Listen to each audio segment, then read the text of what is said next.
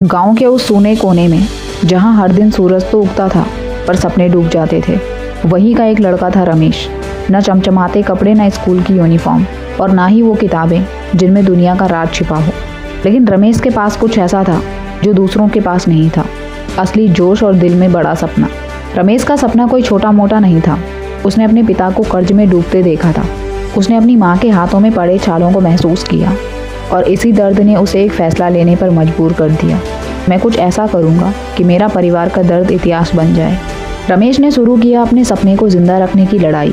गांव वाले हंसते थे, कहते तो किसान का बेटा है, बड़े लोग बनने के लिए पैसा चाहिए, सपने देखना बंद कर। लेकिन रमेश हर ताने को अपनी ताकत बना रहा था।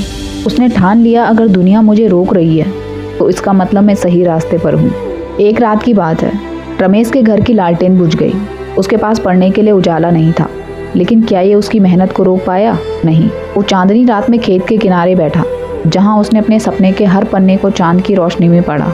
गर्मी में, ठंड में, भूख में रमेश ने हर दर्द को झेला, हर मुश्किल को गले लगाया। उसने कहा, ये जो आज मेरी हालत है, यही कल मेरी कहानी बनेगी। 3 साल के कठिन संघर्ष के बाद रमेश ने वो कर दिखाया जो किसी ने सोचा भी नहीं था। उसने जिला टॉप किया, लेकिन उसकी कहानी यहीं ख़त्म नहीं हुई। उसने एक सपना और बड़ा कर दिया, IAS अफसर बनने का। IAS की तैयारी आसान नहीं थी। शहर में रहने का खर्चा, किताबों की कीमत और समय की कमी। लेकिन रमेश के पास एक ही मंत्र था, हार मानने का समय मेरे पास नहीं है। और उसी मंत्र ने उसे वो दिन दिखाया जब परिणाम आया। रिजल्ट स्क्रीन पर चमक रहा था और उसके नाम के आगे लिखा था रैंक 1। आज रमेश सिर्फ एक अफसर नहीं है, वो उस गांव का सितारा है जहां लोग कभी सपने देखने से भी डरते थे। उसने अपने गांव में स्कूल बनवाया, बच्चों के लिए किताबें उपलब्ध करवाई और ये साबित कर दिया कि सपने देखने वालों की हार नहीं होती। नया साल आपके सामने है, आप क्या चुनोगे, बहाने या सपने? रमेश ने चुना सपना और उसने वो सपना सच कर दिखाया। अब आपकी बारी है।